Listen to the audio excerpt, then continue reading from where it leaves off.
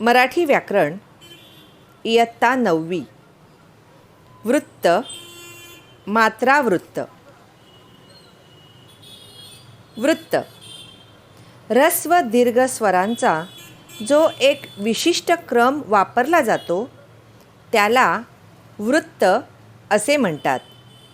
किंवा कवितेत जी विशिष्ट अशी रचना केली जाते तिला वृत्त असे म्हणतात. वृत्ताचे प्रकार 3 आहेत: अक्षरवृत्त, छंदवृत्त आणि मात्रावृत्त. अक्षरवृत्त म्हणजे प्रत्येक चरणातील अक्षरांची संख्या सारखी आणि लघु आणि गुरूचा क्रमसुद्धा सारखा असतो. छंदवृत्तात चरणातील अक्षरांची संख्या समान असते पण लघु गुरूचा क्रम नसतो. आणि मात्रावृत्त म्हणजे अक्षरांची संख्या सारखी नसते पण मात्रांची संख्या मात्र सारखी असते. आता आपण पाहूया याच्या पुढचा भाग. मात्रावृत्त. मात्रावृत्तात कटाव, फटके, भूपाळ्या, आरत्या, अंगाई गीतं, पोवाडे, लावण्या या सगळ्यांचा समावेश होतो. एखाद्या अक्षराचा उच्चार करण्यास जो कालावधी किंवा वेळ लागतो त्याला आपण मात्रा असे म्हणतो. अक्षरांमध्ये ऱ्हस्व आणि दीर्घ हे 2 प्रकार आहेत. यांनाच कवितेमध्ये लघु आणि गुरू असं म्हटलं जातं. आता आपण पाहूया लघु अक्षरे म्हणजे काय आणि गुरू अक्षरे म्हणजे काय.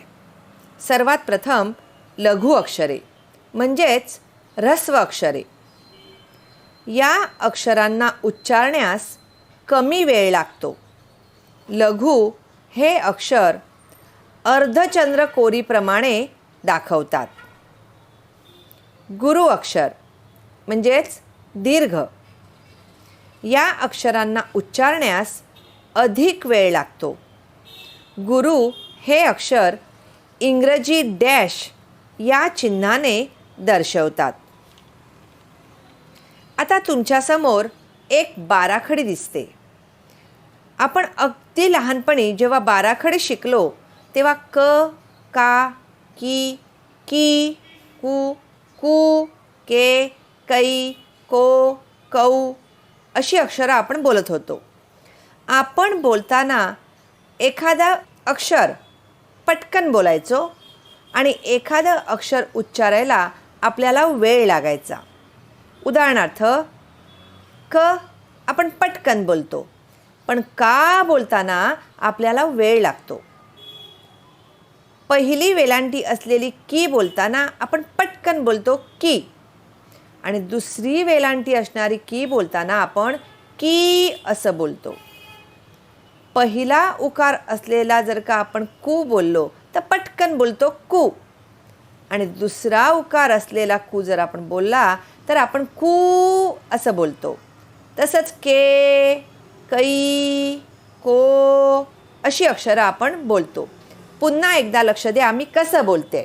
काही अक्षरं बोलताना मी पटकन बोलते आणि काही अक्षरं मी दीर्घ बोलते म्हणजेच ते बोलायला मला जास्त वेळ लागतो. बघा क, का, की, की, कु, कू, के, कै, को.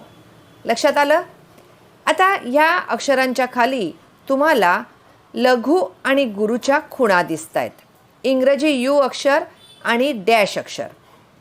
बघा ज्याचा उच्चार आपण पटकन करतो तिकडे लघुची खूण आलेली आहे आणि ज्याचा उच्चार करायला आपल्याला वेळ लागतो तिकडे गुरूची खूण केलेली आहे. क पटकन उच्चारला गेला म्हणून लघु, काला उच्चारायला वेळ लागला म्हणून तो गुरु. की लघु, की गुरु, कु लघु, कु गुरु. तसंच के, कै, को, कौ उच्चारायला खूप वेळ लागतो, त्यामुळे ते सगळे गुरु.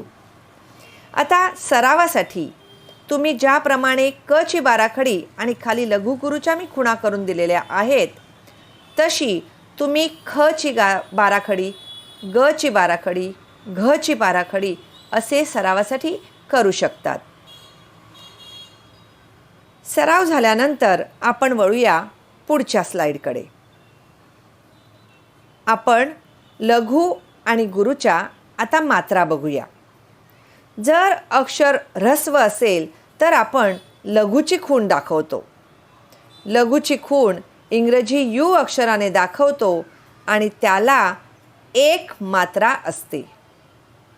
जर अक्षर दीर्घ असेल म्हणजेच गुरु असेल तर ते इंग्रजी डॅश अक्षराने दाखवतो आणि जर गुरु असेल तर त्याला आपण 2 मात्रा मोजतो.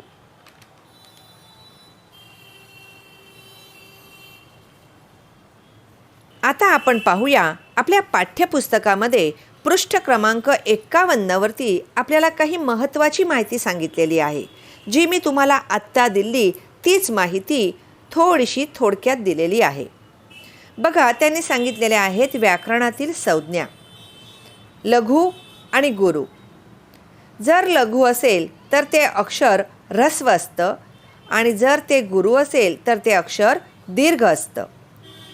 आपण पटकन जे उच्चारतो ती अक्षरं ऱ्हस्व असतात. अ, इ, उ, रू. आणि जी अक्षरं उच्चारायला आपल्याला वेळ लागतो ती म्हणजे आ, ई, उ, ए, ऐ, ओ, औ. आता स्वरयुक्त काही अक्षरं दिलेली आहेत. क, की, कु आणि कृ. जी अक्षरं ऱ्हस्ववरती तुम्हाला दिसत आहेत अ, ई, उ आणि रू, तर त्याचाच क, की, कु आणि कृ. आता आ, ई, उ, ए, ऐ, ओ, औ ते स्वरयुक्त अक्षरं आहेत. का, आपण क ची बाराखडीचंच बघत आहोत. का, की, कु, के, को आणि कौ. संकेत खुणा आहेत. लघुचा अर्धचंद्र आणि गुरुची आडवी रेघ. आणि मात्राचे संकेत आहेत. लघुला 1 मात्रा आणि गुरुला 2 मात्रा. यानंतर तुम्हाला खाली काही 3 अक्षरं दिलेली आहेत. जर लघु असेल तर लघुची खूण करायची, गुरु असेल तर गुरुची. लघु असेल तर 1 मात्रा द्यायची आणि गुरु असतील तर 2 मात्रा. प, सा, रा. प हे अक्षर लघु आहे. सा गुरु आणि रा सुद्धा गुरु. प हे लघु का, तर ते ऱ्हस्व अक्षर आहे म्हणून. आता जर लघु आहे तर त्याला खाली मात्रा दिलेली आहे 1. सा गुरु आहे, मात्रा 2.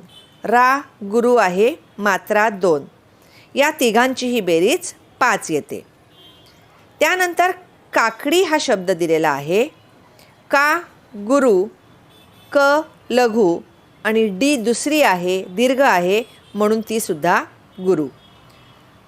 गुरु असल्याने मात्रा 2, लघु असल्याने मात्रा 1 आणि पुन्हा गुरु म्हणून मात्रा 2. यांची बेरीज येते 5. त्यानंतर अक्षर दिलेलं आहे मदन. मदन ही 3 अक्षरं ऱ्हस्व आहेत म्हणून त्यांच्या खुणा 3 लघु येणार आणि प्रत्येक लघुला 1 मात्रा दिलेले आहे. या 1 1 1 म्हणून याची संख्या आहे 3. त्यानंतर अक्षर आहे पाटण. पा गुरु, ट लघु, ण लघु. गुरु आहे म्हणून 2, लघु आहे म्हणून 1 आणि पुन्हा लघु म्हणून 1. तिघांची बेरीज येते 4. त्यानंतर शब्द आहे वैशाली. वै दीर्घ आहे म्हणून गुरु, शा दीर्घ आहे म्हणून गुरु आणि ली सुद्धा दीर्घ आहे म्हणून गुरु. तिघांचीही मात्रा संख्या 2 2 2. तिघांची बेरीज येते 6. हे तुमच्या लक्षात आलं असेल.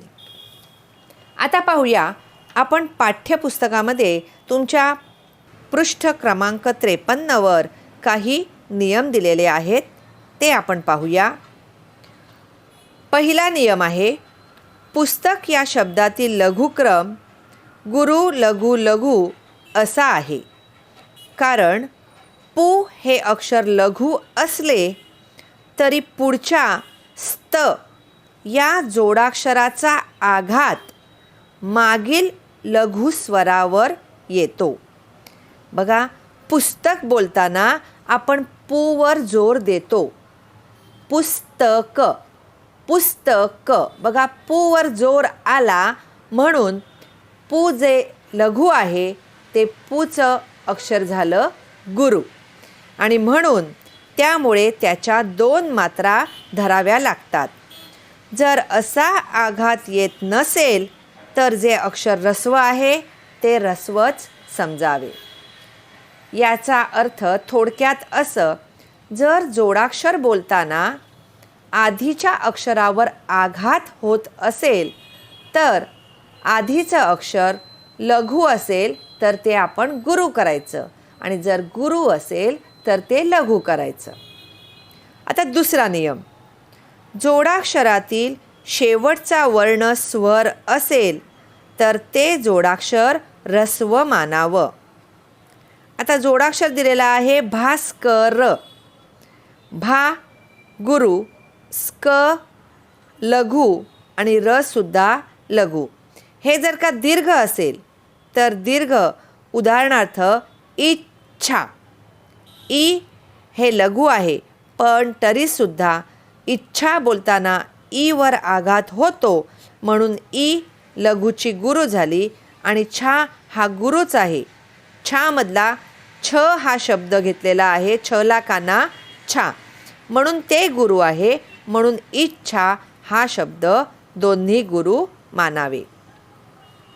तिसरा नियम, लघु अक्षरावर अनुस्वार येत असेल, अनुस्वार म्हणजे आपण अक्षराच्या वरती जे टिंब देतो त्याला अनुस्वार असं म्हणतात, किंवा त्यानंतर विसर्ग येत असेल तर ते गुरु मानावे. उदाहरणार्थ त्यांनी दिलेला आहे नंतर. न या अक्षरावरती अनुस्वार आहे म्हणून ते आपण केलं गुरु, आणि त ऱ्हस्व आहे म्हणून लघु, आणि र सुद्धा ऱ्हस्व आहे म्हणून लघु. त्यांनी ह्याच्यातच सांगितलेलं आहे जर विसर्ग येत असेल तर ते गुरु मानावे. आता दुःखी या शब्दात प्रत्यक्षात दु हा पहिला आहे. पहिला आहे म्हणून आपण त्याला ऱ्हस्व किंवा लघुची खूण देणार आहोत, पण इकडे मात्र नियमानुसार आपल्याला त्याच्यापुढे विसर्ग आलेला आहे म्हणून आपल्याला दुह हा शब्द दीर्घ दाखवावा लागेल, आणि म्हणून आपल्याला दु या शब्दाला विसर्ग आहे म्हणून ती गुरुची खूण करावी लागेल. म्हणून दुह हा शब्द गुरु आणि खी हा शब्दसुद्धा गुरु. आता चौथा नियम, कवितेच्या चरणातील शेवटचे अक्षर लघु असले तरी दीर्घ उच्चारले जाते, त्यामुळे ते गुरु किंवा 2 मात्रांचे मानतात. दिलेली ओळ त्यातलं शेवटचं अक्षर जरी लघु असेल तरी ते गुरु या चिन्हानेच दाखवायचं असतं. आता ह्यानंतर आपण पाहूया सरावासाठी काही उदाहरणं.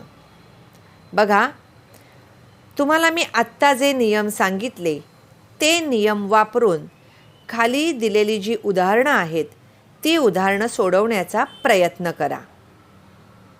सरावासाठी काही शब्द दिलेले आहेत. वैशाली, अक्षर, नमन, शब्द, भुंगा, आनंद, रवी, राजस्थान, परमेश्वर, अस्ताव्यस्त आणि बंगला. तुम्ही या शब्दांचा सराव करायचा आहे. आपल्याला इयत्ता 9वीच्या अभ्यासक्रमात मात्रावृत्त पाहायची आहेत. त्यातली 2 मात्रावृत्त आपल्याला अभ्यासासाठी आहेत. पहिलं मात्रावृत्त आहे आपल्याला दिंडी, आणि दुसरं मात्रावृत्त आहे आर्या. आपण पुढच्या भागात ह्या 2 मात्रावृत्तांचा अभ्यास करणार आहोत. धन्यवाद.